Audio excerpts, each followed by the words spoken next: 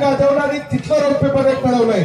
दोघांनी एक एक रौप्य याच गटातलं मिळवलंय. आता दोघांना सुवर्णाची संधी मिळते आणि ती कुस्ती इथं जो सुवर्ण घेईल तो निश्चित राज्यातून सुवर्ण आणेल. टाळ्याच काही करा की नाही.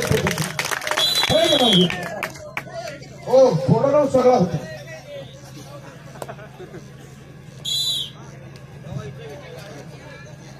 भूम तालुक्यातलं आंतरगाव ते रवींद्र खैरेचं गाव आहे. त्या गावाला कुस्ती म्हणलं तर ती फक्त असं लिहून दाखवतात. कशाची गावालाच कुस्तीचं काय वाटत नाही.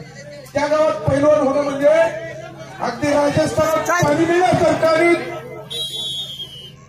पुन्हा 2 गुणाची कमाई आदित्य कांबळेने केलेली आहे. टाळ्या करत टाळ्या प्रेक्षक मंडळी. ही जर कुस्ती मैदानी घ्यायची म्हणलं तर मध्ये सर मी कशाला सांगतो या कुस्तीला 20-20 हजार रुपये द्यावे लागतील. एका साईड हा एका साईडला. कुणाच्या बाज मल्ल पैलवान आदित्य कांबळे. मी 50 रुपयाच्या जोडीपासून त्याला ओळखतो.